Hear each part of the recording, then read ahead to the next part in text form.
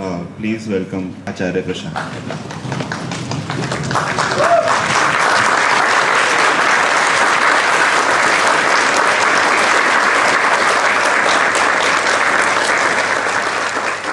Today, I, Gaurav, on the behalf of the Literature Club of IIM Bangalore, welcome you all to Samvad, an interactive session with Acharya ji.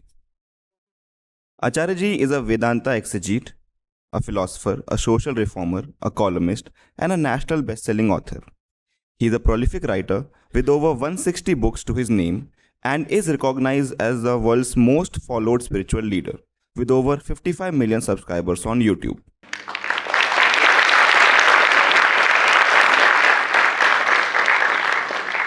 Apart from that, he's also an alumnus of IIT Delhi and IIM Ahmedabad. In addition to this, his literary contributions, Acharya ji also conducts world's largest continuous online teaching program on the Bhagavad Gita and Vedanta. He is a prolific speaker and he has been invited to speak at major institutes in India and abroad, including University of California, Berkeley, IIT Delhi, IIT Bombay, IIM Ahmedabad, IIM Bangalore, IIM Calcutta, AIMS Nagpur, among others. And today, it's an absolute honor for us to welcome the profound thinker. Now, I would request Komala ma'am to come on the stage and receive him with a bouquet of flowers.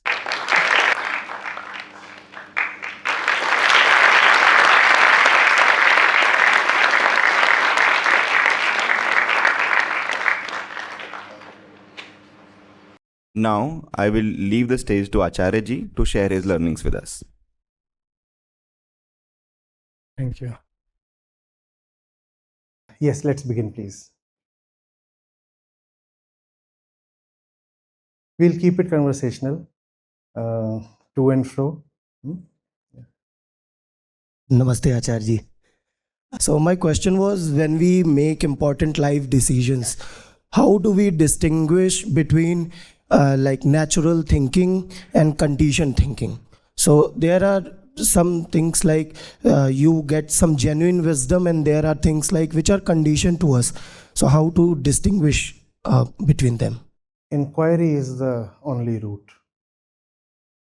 Otherwise, there is no way you can ever detect whether your thoughts, internal processes, feelings, and importantly, conclusions and decisions are your own, really, original, or whether they are products of an implanted process. You will never come to know.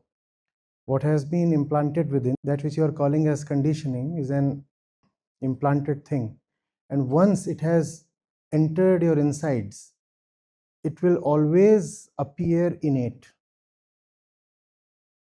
In the normal run of things, human beings lack the capacity to differentiate between what is original and what is borrowed. That which is borrowed very quickly, very unnoticeably, starts appearing one's own, homemade, native. So one puts the force of all his confidence behind his thoughts and feelings and decisions. One says, these are my own, and I'm confident. This is what I am thinking, right? This is what I am feeling. That's what I have thought out for my future. I. The I is such a lonely thing. It just wastes no time in latching on to whatever object it can get hold of. And once it has touched something, it gets identified with that.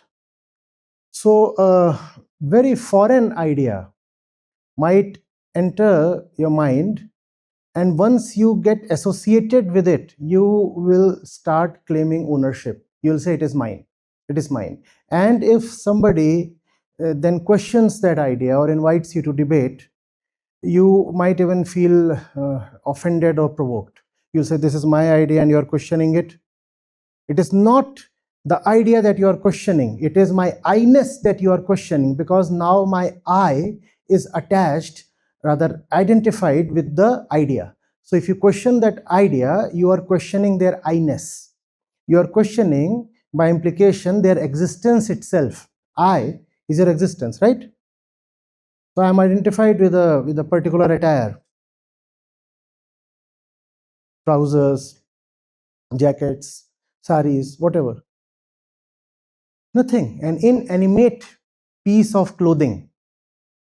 But if that becomes a part of my identity, and we are saying the ego is such a hungry beast, it will very quickly associate itself with anything and everything it gets hold of, because nothing satisfies it. Since nothing satisfies it, it is always eager to bite into, to pierce into, to take grip of, to clutch whatever is the next thing, subtle or gross, that it comes across. So it could be a piece of clothing, it could be an idea, thought, feeling, whatever. If it comes to the self, the self has a great tendency to get identified with it. Identification could be both in affirmation and negation. For example, I am a conservative or I am a liberal. So I am already committed to a particular idea, right? I'm already committed. So if the opposite of that idea comes to me, I'll again be identified to the opposite, because that's my very nature, the nature of the ego, to be identified. I'll again be identified to that idea, but via negativa. So I'll become a sworn enemy of the liberals. That's again identification. That's again a statement of identity, is it not? Who am I? Slayer of the liberals or hater of the conservatives. That's again a statement of identity. So one identity gives birth to several identities. There is no way the ego can let go of anything. It is, we are saying, always hungry, always lonely, always seeking company, always seeking an object that can fulfill it. So once the ego gets associated, it starts claiming ownership. It says the thing is mine, the thing is mine. I want a fat pay package. I. How do you know it is your own thought? How do you know? How do you know?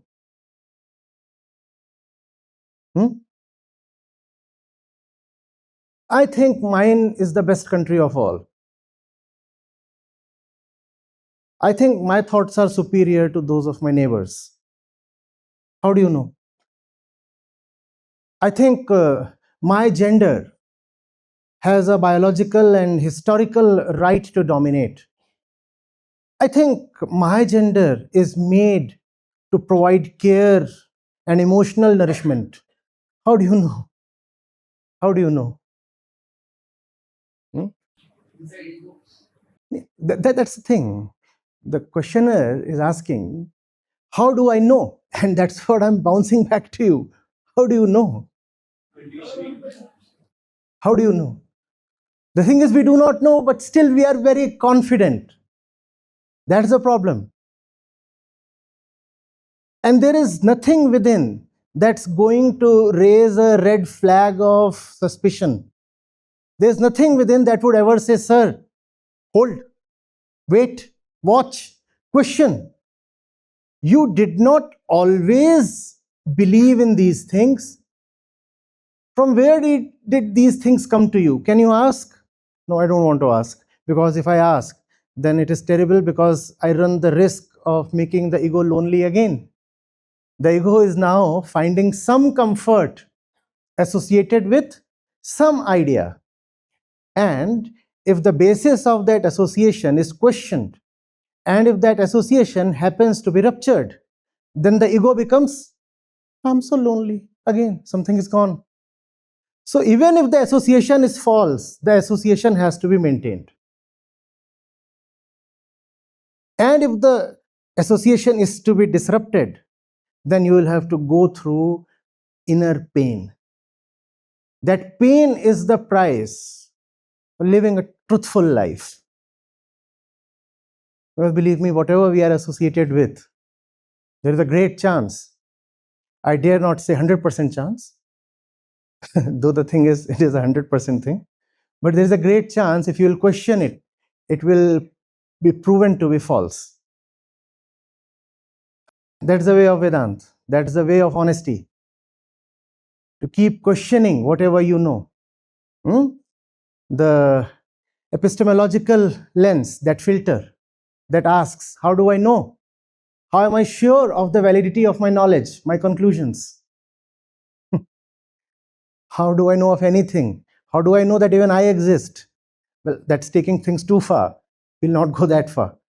But how do I know that, such and such thing must happen? So there is this delimitation exercise, not the exercise really, the debate currently raging. And if you look at what people are saying on both sides of the divide, it's so interesting. And everybody is so confident. And nobody wants to ask, sir, how do you know? Sir, how do you know? The North deserves to have a certain premium, because it is the North that defended the South from all the external invasions. Sir, how do you know? How do you know? Is it coming from history or from where? How do you know? We don't ask.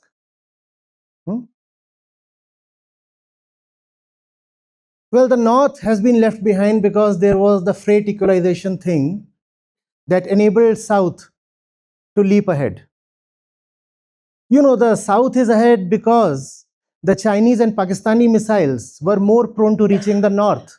So all the industries were set up in South. All this is what is going around.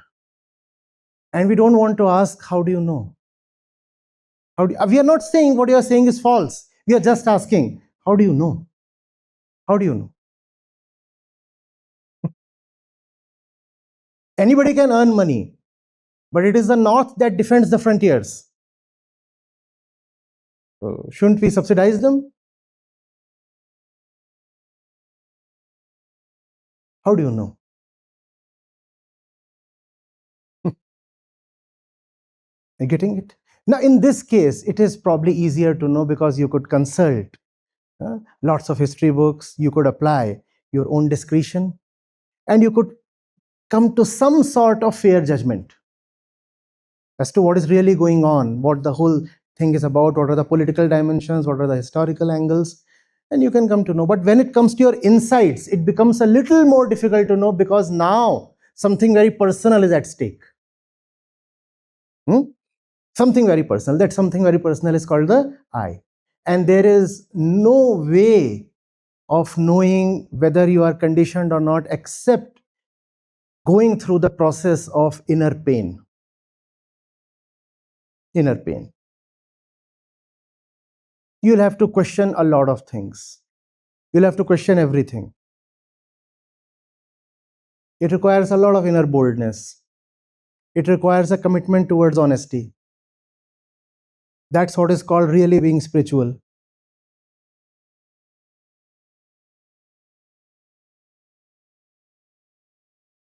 Are you getting it? Otherwise, it's a very easy, quick, and cheap way to just assert anything. I am the best, my wife is the best, my kids are the best, my choices are the best, my marks are the best, my job is the best, my neighborhood is the best, my gods are the best. Everything that's related to me is the best because I am the best. Fine. Very easy to claim all that.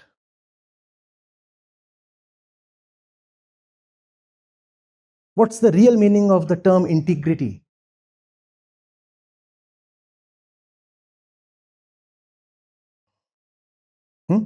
It is to not to have a dissonance between truth and your truth. And there is nothing that's further away from the truth than one's own truth. Personal truth, that's the enemy of truth.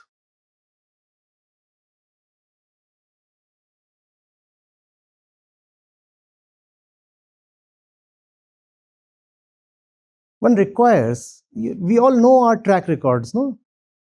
The kind of inner achievers we are. We might put things on our CV, I understand that. I come from a similar campus, so I know how we build up and decorate our CV. So that's one thing. But we know internally who we are. We know our track record. Then how do we manage to back ourselves so strongly, so unflinchingly? One should have some suspicion, if not cynicism, no? If I know who I am and what I have been, and I also know that I can't change overnight, I won't trust myself too easily. Or would I? In fact, I would say, if it's appearing to me, then it ought to be false. That's the mantra I sometimes give to some of my selected, most loved people. See, just do the opposite of what you feel like, and there is a 90% chance you'll get it right.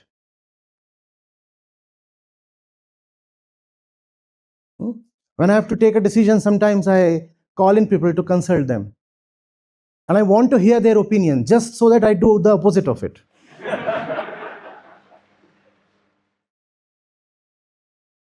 We all should have this kind of attitude towards ourselves. We love slippery slopes, no? So if that's the direction our being is feeling impelled to, then we must know that the heights, the tops, the mountains lie in the opposite direction. If I feel impelled towards that direction, then there is a 90% chance that that's the direction of the bottom. The right side would be there, probably exactly to the opposite. Aren't slippery slopes always inviting? You don't have to do anything. Just slip. You could even slip sleeping.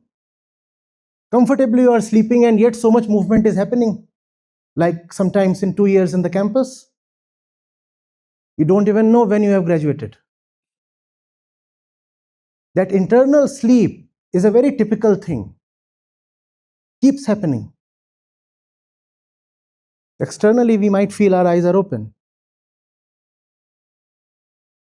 The way of inquiry. The more confident you feel about something, the more suspicion it should arouse. The more sure you feel of something, the more you must realize that Maya is trying to shut the doors to inquiry. Confidence is your enemy.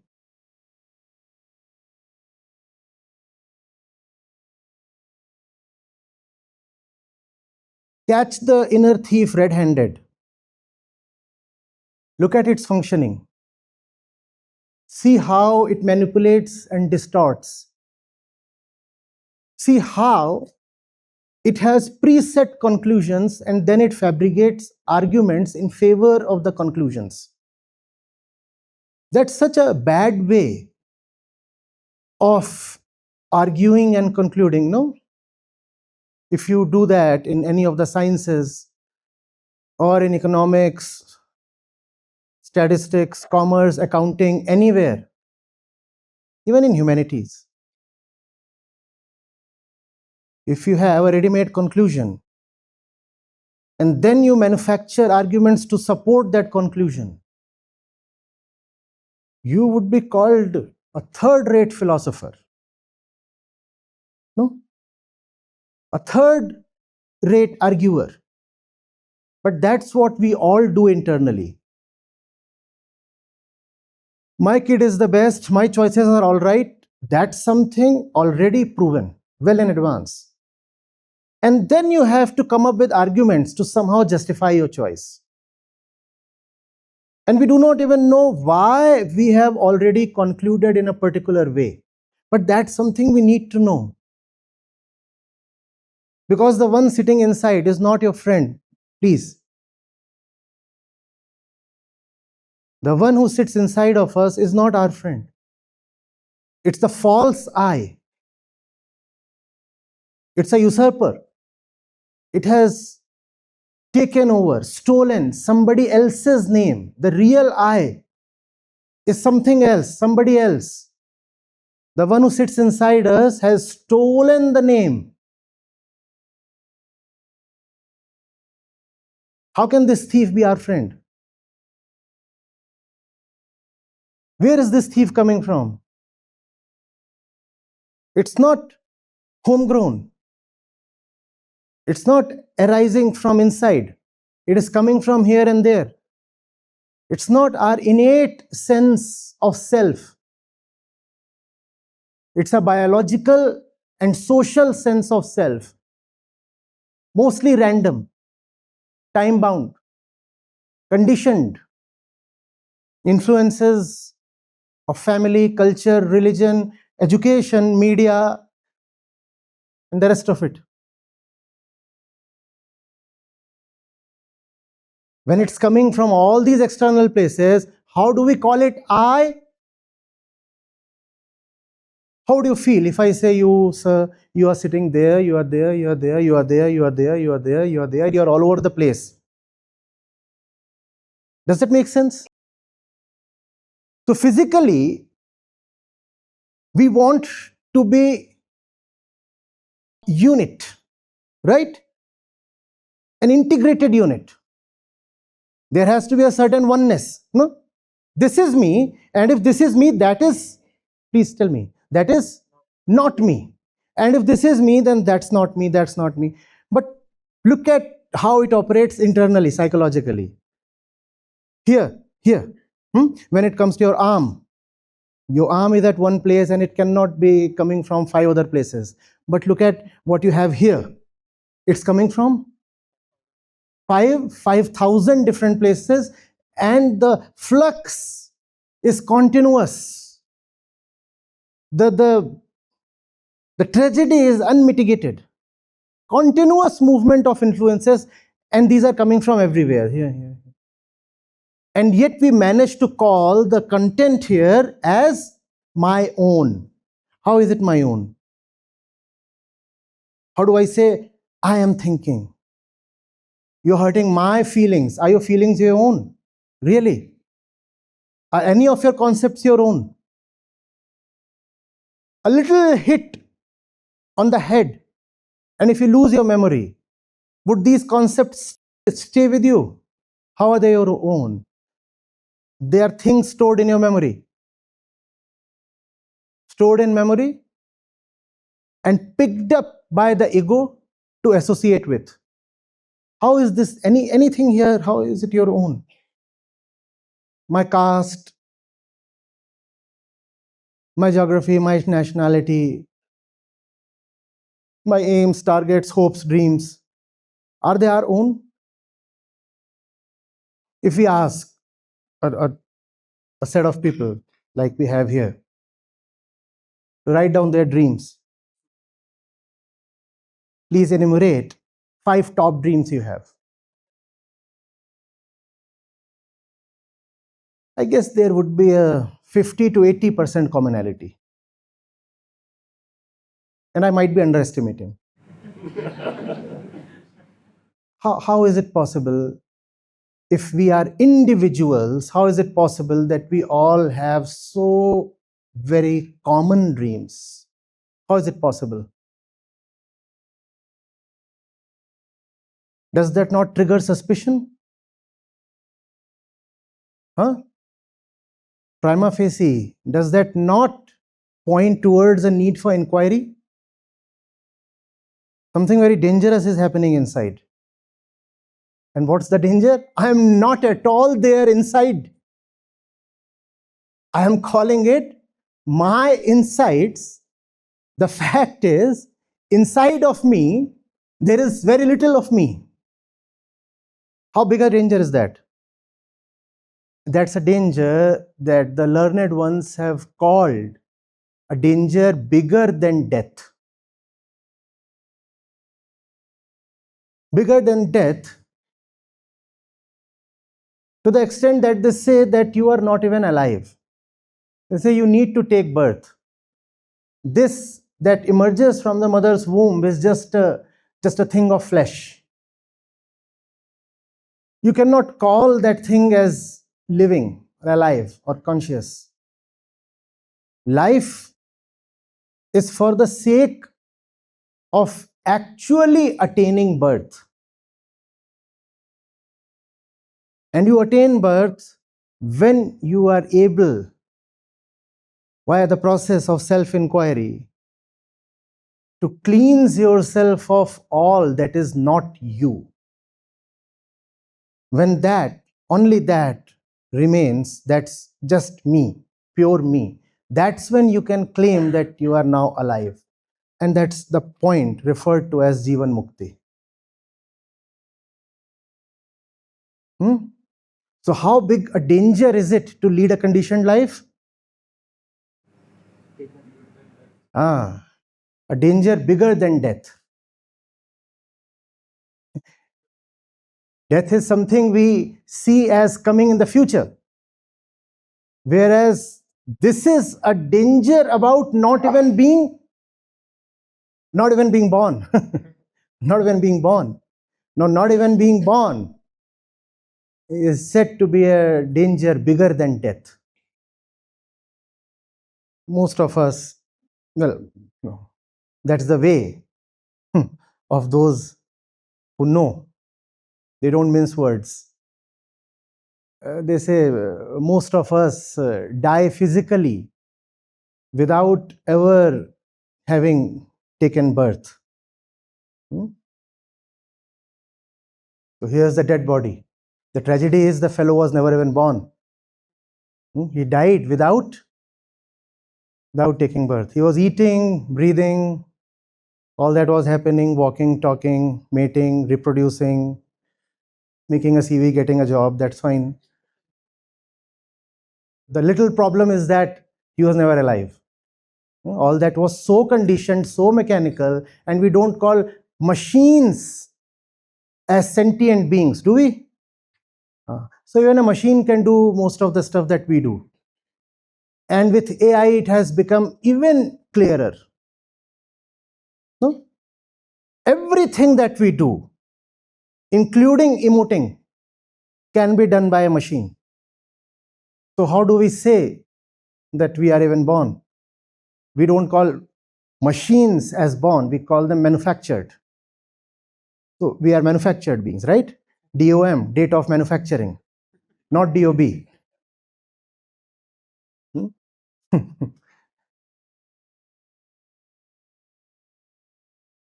Don't be sure of yourself. They say only 1/9 of the iceberg is exposed above the surface. When it comes to the human mind, it is probably 1/90. That's the extent of our self-awareness. You will have to watch yourself continuously, dispassionately, ruthlessly. Your words, your thoughts, your feelings, your associations, desires, hopes, heartbreaks, you'll have to observe them. Like in a case study, yes? Yeah. The most intimate case study, our own life, our own movements. And when I say life, I don't mean historical life. I don't mean what you were doing between the age of 8 and 18. By life, I mean that which is happening, the dynamic process itself, here, now. One will have to very dispassionately, very objectively look at oneself like one looks at a case study and see what is really happening. We say facts are the door to truth. One will have to have a fact-oriented attitude towards oneself. I say I am this, but is that borne out by how I behave, how I relate, how I desire? Desires are wonderful things to observe. They are more honest than actions, because actions are very fearful things. You might desire something but never act on it because of fear of consequences. But look at your desires. They'll tell you a lot about what you have become. When you look at all that, then there is a cleansing thing It happens inside.